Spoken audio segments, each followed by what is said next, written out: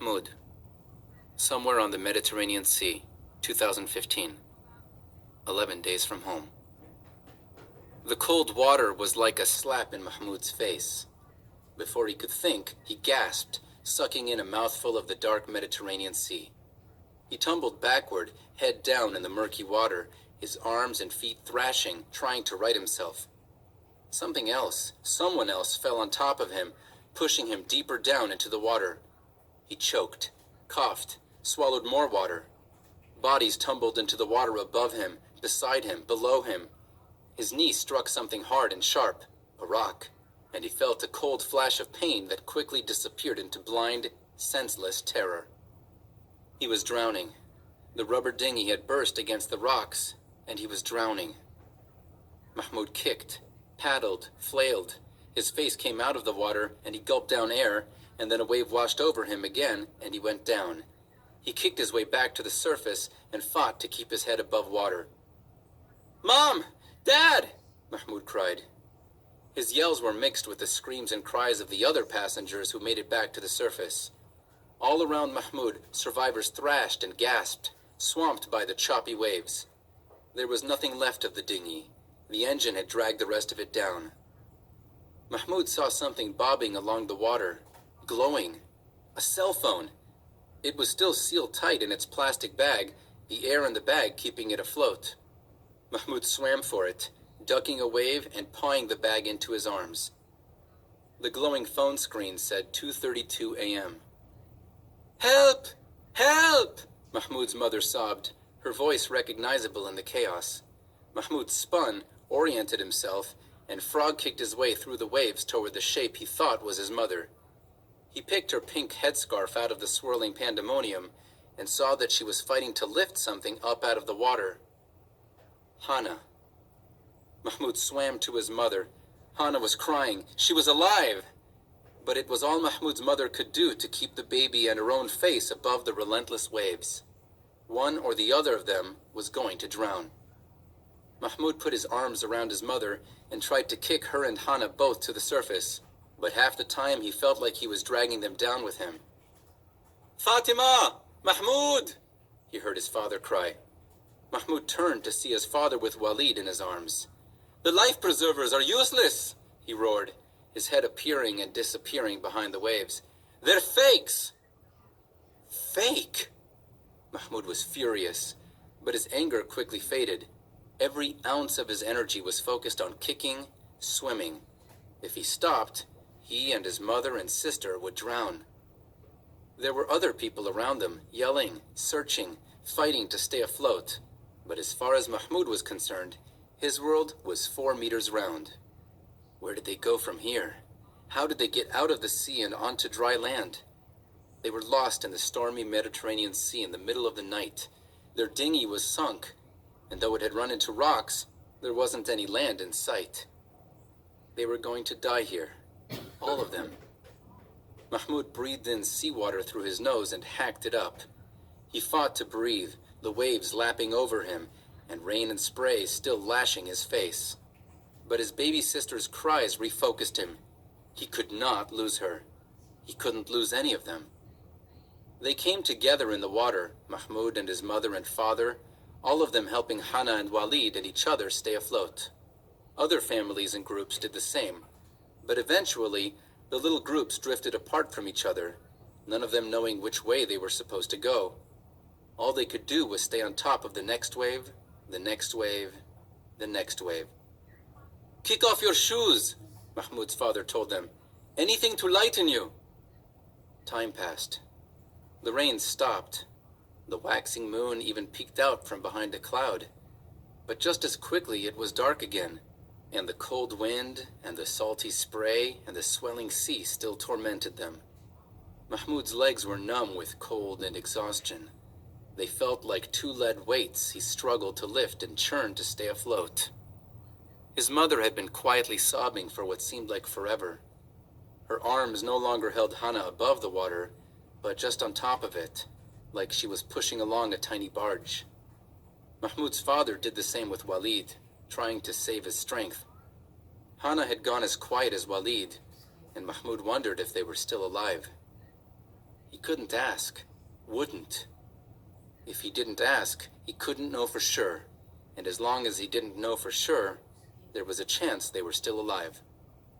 Mahmoud slipped beneath the waves once more, longer this time. It was getting so hard to come up again, to keep himself afloat. He rose again, pushing air out of his nose, but he was tired. So very, very tired. He wished for a respite from swimming, just a moment to sit without working his arms and legs, to close his eyes and go to sleep. Water was sloshing in and out of Mahmoud's ears, but he thought he heard a drone just above the howl of the wind. In Syria, that sound would have sent him ducking for cover, but now it made his eyes widen, his legs kick just a little harder, a little higher. There, coming at them out of the darkness, another dinghy full of people. Mahmoud and his mother and father waved their arms and cried out for help. At last, the people on board saw them, but as the dinghy came closer, it didn't slow down. They weren't going to stop. The front of the dinghy chopped past Mahmoud, and he lunged for one of the handholds on the side. He caught it and grabbed his mother before the dinghy pulled him away. He swung Mom to the side of the dinghy, and she grabbed hold, the wake from it almost swamping Hana. Behind them, Mahmoud's father also reached for the dinghy, but missed. It churned along, bouncing in the chop, and Mahmoud's father and brother disappeared into the darkness. "Dad! Dad!" Mahmoud cried, still holding on to the dinghy. "Let go!" a woman in the dinghy yelled down at him. "You're dragging on us!" "Let us in, please!" Mahmoud begged. It was all his mother could do to hang on to the dinghy and to Hana. "We can't! There's no room!" a man inside the dinghy yelled. "Please!" Mahmoud begged. "We're drowning!" "I'll call the Coast Guard for you," a man said. "I have their number on my phone." Another man reached down and tried to pry Mahmoud's hands from the dinghy. "You're tipping us!" "Please!" Mahmoud cried. He sobbed with the effort of fighting off the man's fingers and hanging on to the dinghy. "Please! Take us with you!" "No! No room!" "At least take my sister!" Mahmoud begged. "She's a baby! She won't take up any room!" That caused much yelling and discussion on the boat. A man tried to pry Mahmoud loose again, but he hung on. "Please!" Mahmoud begged. A woman appeared at the side of the boat, her arms reaching down to Mahmoud's mother, reaching for the baby. Mahmoud's mother lifted the little ball of wet blankets up to the woman. "Her name is Hana," she said, struggling to be heard above the roar of the engine and the splash of the waves. Someone finally pried Mahmoud's fingers off the side, and he slipped into the water and tumbled in the dinghy's wake. When he came up, he saw his mother had let go of the dinghy too. She was crying, great howling tears, and tearing at her clothes. Mahmoud swam over to her and wrestled her hands into stillness, and she put her head on Mahmoud's shoulder and sobbed. Mahmoud's sister was gone, and so were his father and brother. Joseph. Just outside Havana Harbor, 1939. 18 days from home. Joseph tried to hang on to the chair, but his father was still strong enough to yank it out of his hands. Papa stacked it on the tower of furniture he'd already piled up against the door. "We can't let them back in," Papa cried. "They'll come for us again and take us away." It had taken Joseph and his mother a night and a day to put their cabin back together after Otto Schindig and his goons had torn the place up. But in the span of 15 minutes, his father had undone it all again, snatching up anything that wasn't nailed down and stacking it against the door. Ruthie crouched in the corner, crying and hugging Bitsy. Joseph's mother had sewed the stuffed bunny back together first thing, before Ruthie had seen it headless. "Aaron! Aaron!" Joseph's mother said now. "You have to calm down. You're scaring your daughter." He was scaring Joseph, too. Joseph stared at his father. This skeleton, this crazed ghost, this wasn't his father. The Nazis had taken his father away and replaced him with a madman. "You don't understand," Joseph's father said. "You can't know what they did to people, what they'll do to us." Papa threw an open suitcase on the pile, spilling clothes all over the room. When he'd put everything he could on the barricade, he crawled under the desk at the back of the room like a child playing hide and seek. Mama looked frightened as she tried to figure out what to do.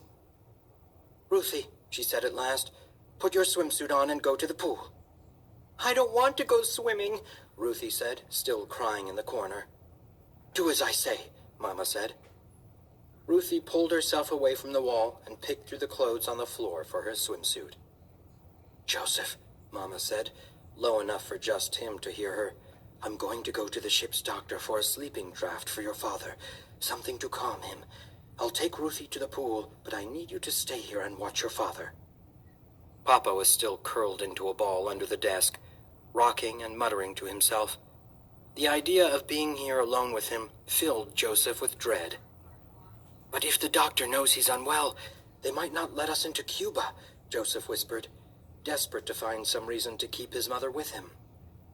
"I'll tell the doctor I'm anxious and haven't been sleeping," Mama said.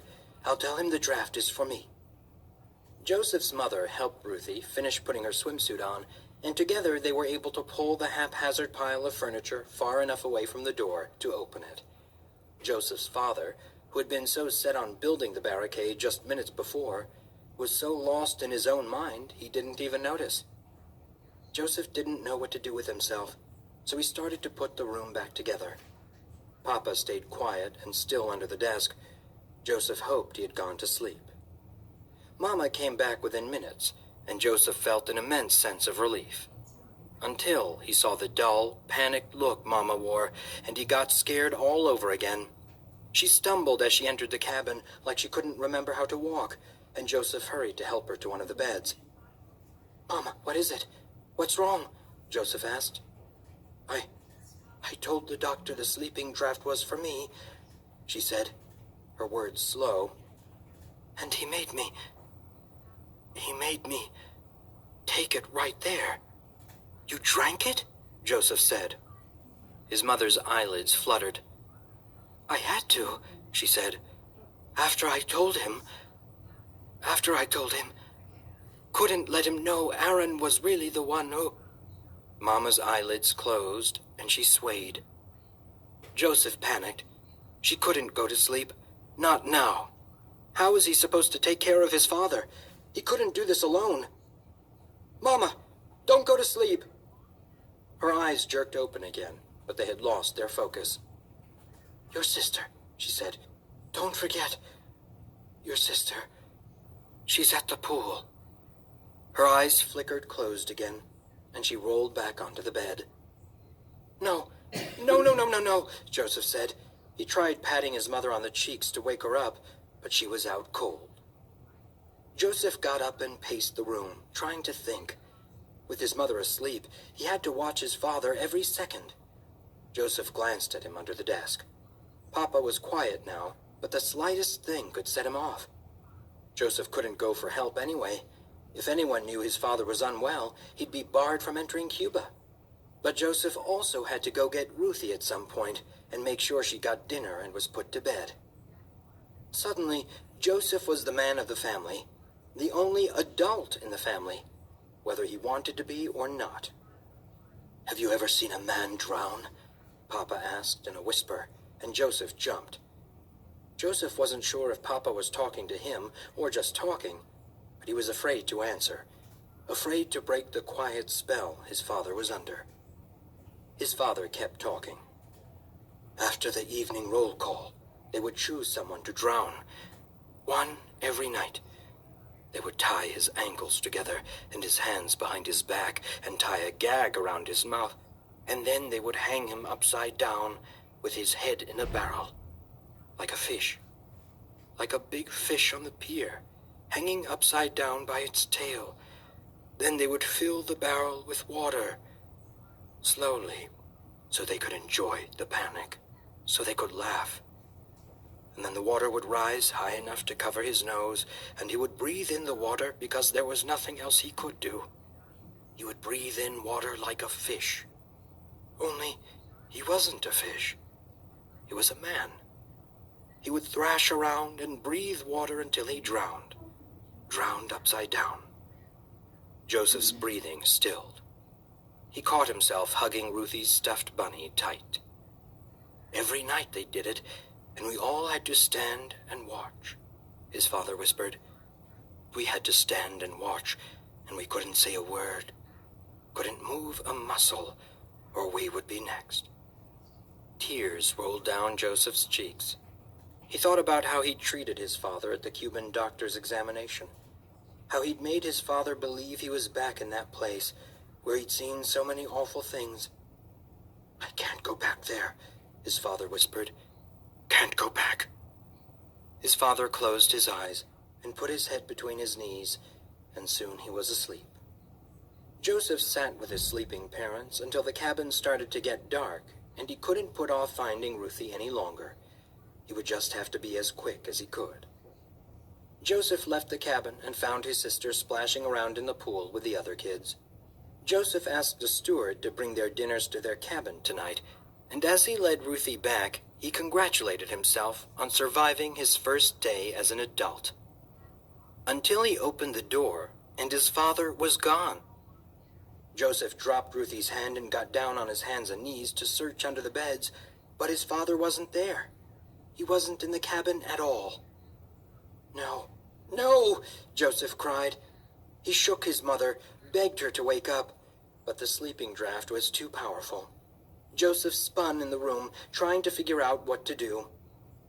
He snatched up Bitsy and put the little stuffed bunny into Ruthie's arms. Stay here, he told Ruthie. Stay here with Mama, and don't leave the cabin, understand? I've got to find Papa. Joseph ran out the door and into the passageway. But where to now? Where would his father go? Papa hadn't left the cabin the whole trip, and now he had decided to leave? Joseph heard a commotion, and he sprinted up the stairs to A deck. Up ahead, a man was helping a woman to her feet, and both of them were looking angrily over their shoulders, the direction Papa must have run. And that's when Joseph remembered. His father had left the cabin before, to watch them bury Professor Weiler at sea. Somewhere up ahead, a woman screamed, and Joseph took off at a run. He felt as though he was outside himself, like he existed outside his own skin, and he watched himself slam into the rail and look over the side. Someone yelled, "Man overboard!" and the ship's siren shrieked. Joseph's father had jumped into the sea. Isabel.